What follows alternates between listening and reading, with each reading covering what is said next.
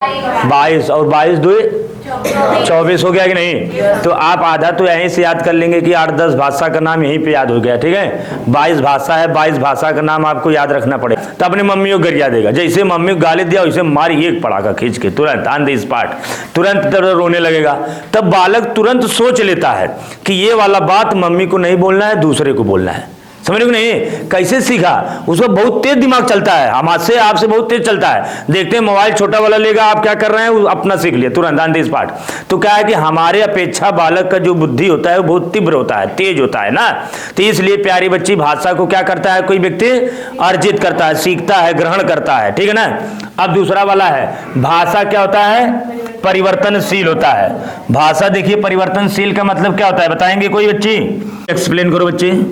तो जैसे भाषा को समय के साथ बदला जाता है, उसमें हमेशा परिवर्तन आता रहता है। जैसे भाषा को हम तोड़ फोड़ कर आसान शब्दों में हमेशा परिवर्तित करते रहते हैं अपने मतलब समय के अनुसार। ना किसकी, इसकी तुलना बहती हुई नदी के पानी से किया जाता है, बहती हुई नदी के पानी से किया जाता है, बहती हुई नदी के पानी से किया जाता, बढ़ जाएगा बच्ची, यही स्थिर नहीं रहता है ना। पानी हमेशा बहती हुई नदी का किया गया है, ऐसा नहीं बोला गया कि तालाब से किया गया है, क्योंकि तालाब का पानी जो रहता है वो कैसा रहता है, स्थिर रहता है, एक ही जगह पे रहता है। समझ रहे नहीं। तो ऐसे भाषा भी बदलता रहता है बच्चे, ऐसे क्या होता है, भाषा भी बदलती रहती है। जैसे हम कह दिए भाषा बदलने का आपको एग्जांपल दे रहे हैं। जैसे पहले होता था बाटल, पहले क्या होता था, बाटल, तो बाटल से परिवर्तनशील करके हम लोग बना दिए का, बोतल बना दिए। तो ये परिवर्तन हुआ कि नहीं। और पावन सा कर दो शहर ये मेरा, हाल पूजा का लेकर चले आपकी, दिल की धड़कन के स्वर जब तुम्हारे हुए तो बांसुरी को चुराने से क्या फायदा। दिल की धड़कन के स्वर जब तुम्हारे हुए तो बांसुरी को चुराने से क्या फायदा। बिन बुलाए ही हम पास बैठे यहाँ, बिन बुलाए ही हम पास बैठे यहाँ, फिर ये पायल बजाने से क्या फायदा। क्या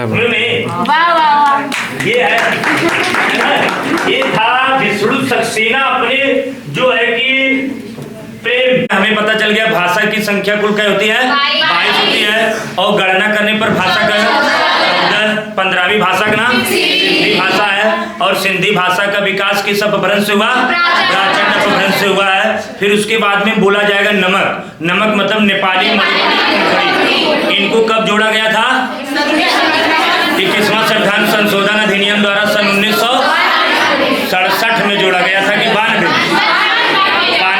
और 2003 में किसको किसको जोड़ा गया, मैथिली, संथाली, डोगरी, बोडो, ये 2003 में। यदि पूछ दिया जाएगा भाषा संस्कृत की किस धातु से बना है, भाषा का भेद कैसे होता है, मूलतः 2, पढ़ते क्या है 3, कौन कौन, मौखिक, लिखित, सांकेतिक। मौखिक मतलब किसी व्यक्ति को मुख के द्वारा समझाया, लिखित मतलब लिख करके समझाया। जैसे मान लीजिए कोई व्यक्ति है वो बोल नहीं पाता है तो उसको हम लिख करके समझाते हैं। ठीक है, वो अपनी बात को भी आपको लिख करके समझाता है ना।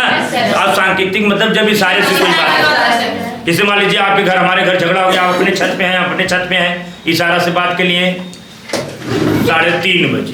ठीक है, तो आप समझ गए, हम समझ गए, कोई समझ में नहीं किया ना, हमारे घर वाले नीचे झगड़ा करके अपना पड़े हैं। तो इसमें क्या होता है कि इशारे से बात हो गई ना। फिर इसके बाद में आपसे बताया गया कि भाषा के तत्व क्या होते हैं, 4, चारों का नाम क्या है, भाषा अर्जित की जाती है, भाषा परिवर्तनशील है, व्याकरण पर अंकुश लगाता है, सार्थक शब्दों का व्यवस्थित समूह होता है।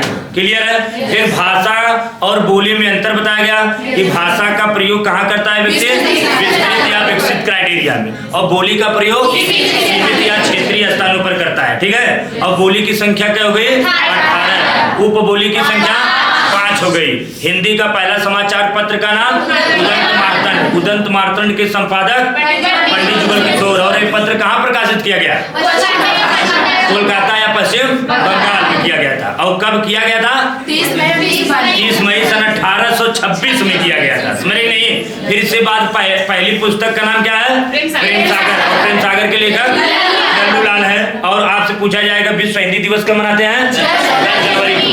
और हिंदी दिवस कब मनाते हैं, 14 सितंबर को। और राजभाषा आयोग का गठन कब हुआ था, सन 1900 1955 में राजभाषा आयोग का गठन 1955 में हुआ। और राजभाषा नीति भारत में कब लागू हुई? जिस दिन भारत का संविधान लागू हुआ। संविधान कब लागू हुआ था? हाँ, 26 जनवरी सन 1950 को भारत के संविधान के साथ साथ भारत में राजभाषा नीति को भी लागू किया गया था। क्लियर है? फिर इसके बाद आगे बताया गया था कि हिंदी का परिवार क्या है? भारतीय परिवार। हिंदी का संबंध सौर सेनी से